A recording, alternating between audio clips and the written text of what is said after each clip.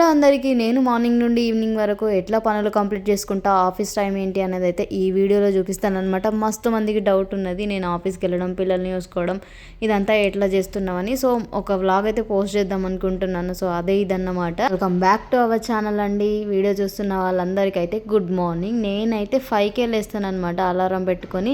So ఇక గిన్నెలు చూసిండ్రు కదా, నైటే క్లీన్ చేసి అయితే పెట్టుకుంటాను అనమాట. గిన్నెలు నైట్ క్లీన్ చేసి పెట్టుకుంటే సగం పని అయిపోయినట్టే. ఇక మార్నింగ్ లేవగానే ఇంట్లో బయట మొత్తం అయితే ఊడ్చేసి, ఇంట్లో బయట కూడా మొత్తం కడిగేస్తాను.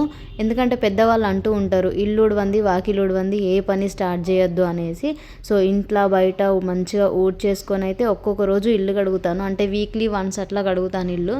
లేకపోతే మాప్ అయితే పెట్టుకుంటా. రోజు కడగాలంటే మస్తు టైం పడుతుంది. సో మాప్ పెట్టుకుంటే ఈజీగా అయిపోతుంది కాబట్టి రోజు మాపు పెట్టుకుంటా. తర్వాత అయితే వీక్లీ వన్స్ అయితే కడుగుతాను అనమాట. వీక్లీ 2 టైమ్స్ బయట మెట్లు కూడా కడుక్కుంటాను. సో అట్లయితేనే పని సేవ్ అవుతుంది. రోజు చేయాలంటే సరిపోదు కదా.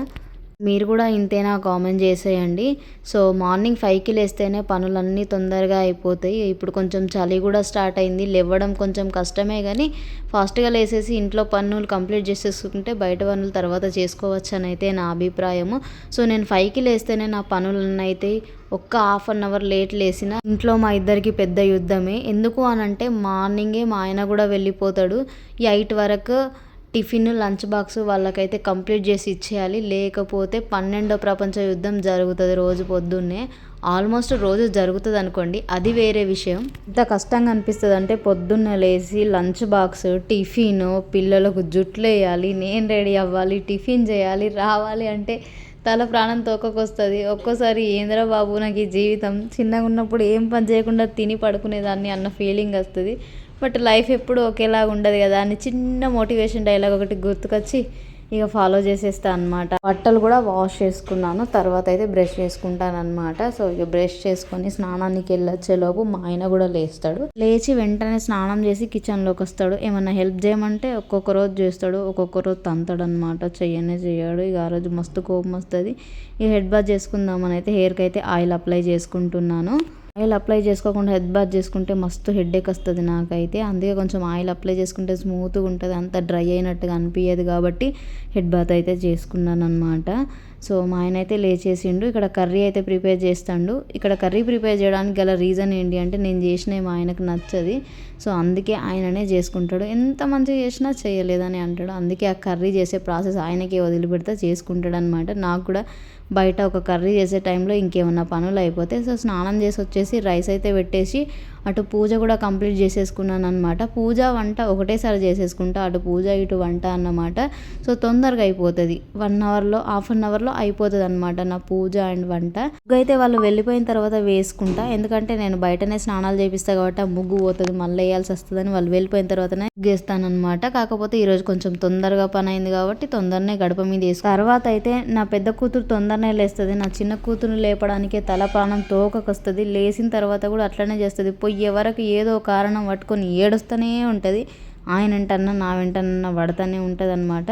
సో ఇక మా ఆయన అయితే ఈరోజు టిఫిన్ కాకుండా డైరెక్ట్ రైసే తింటున్నాడు. వేడి వేడి రైస్లోకి చల్లచారు వేసుకొని అయితే తింటున్నాడు అనమాట. రోజైతే వాళ్ళు లేవకముందే టిఫిన్లలో రైస్ అయితే పెట్టేసి పక్కకైతే పెట్టేస్తాను. వాళ్ళు రెడీ అయిన తర్వాత బాక్సులు అయితే క్లోజ్ చేసేసి బ్యాగ్లో పెట్టేస్తాను అనమాట. సో ఇక వాళ్ళని లేపి స్నానాలు చేపించి వాళ్ళకు జుట్లు వేసిపించి వాళ్ళని టిఫిన్ చేపించేసరికి కరెక్ట్గా 9 అవుతుంది. ఒక్కో రోజు తింటా, ఒక్కో రోజు తినకుండానే పోతా.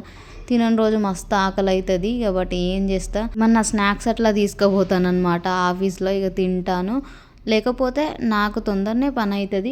ఆల్మోస్ట్ టిఫిన్ చేసే వెళ్తా. ఎప్పుడన్నా చేయకపోతే ఇక తల తిరుగుతుంది అనమాట. నేను తినేది కొంచెమైనా టైంకి తినాలి. ఇక బుడ్డదాని సంగతి చెప్పినా కదా, స్కూల్కి వెళ్ళనని స్టార్ట్ చెయ్యనే చేసింది. ఇక పెద్దదైతే మంచిగా డీసెంట్గా రెడీ అవుతుంది. దీన్ని జుట్లు వేయడానికి హాఫ్ అన్ అవర్ పడుతుంది. కరెక్ట్గా వేయకపోతే మెచ్చది ఇప్పి మళ్ళీ వేపిస్తుంది అనమాట. ఇందుకే టైం సరిపోదు నాకు. వీళ్ళని రెడీ చేయడంలోనే నాకు సగం టైం అయిపోతుంది. నా పనులన్నీ నేను ఫాస్ట్గానే కంప్లీట్ చేసేసుకుంటాను. సో మా ఆయన అయితే ఒక్కో రోజు 7కే వెళ్ళిపోయి మళ్ళీ స్కూల్ టైంలో వచ్చి వాళ్ళని అయితే తీసుకెళ్తాడు. లేకపోతే వర్క్ ఏం లేని రోజు అయితే 8 వరకు ఉండి నాకైతే హెల్ప్ చేస్తాడనమాట. సో ఇక నేను స్నానం చేపించి జుట్లు వేసిన తర్వాత వాళ్ళకైతే షూలు వేసి యూనిఫామ్ వేసి రెడీ చేసేస్తాడు ఆయన. ఇక రెడీ చేసిన తర్వాత వాళ్ళకి టిఫిన్ పెట్టి స్కూల్కి అయితే పంపించిందనమాట. సో ఇదైతే మధ్యాహ్నం అనమాట. నేను మధ్యాహ్నం లంచ్కి వస్తాను. 1.5 అవర్ ఉంటానన్నమాట. సో మధ్యాహ్నం వచ్చిన తర్వాత మార్నింగ్ వాష్ చేసిన బట్టలన్నీ తీసుకొని ఫోల్డ్ చేసుకొని అయితే పెట్టుకుంటాను.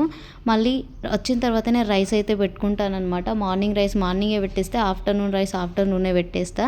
ఎందుకంటే మా ఆయన వస్తాడో రాడో తెలియదు. ఆయన వస్తా అంటే ఎక్కువ రైస్ పెడతా, రాను అంటే తక్కువ రైస్ నా మందం పెట్టుకొని అయితే తింటానమాట. ఎందుకంటే వాళ్ళు వచ్చేసరికి 5 అవుతుంది. ఆ 5కి అన్నం చల్లగా అవుతుంది, తినాలని అనిపించదు.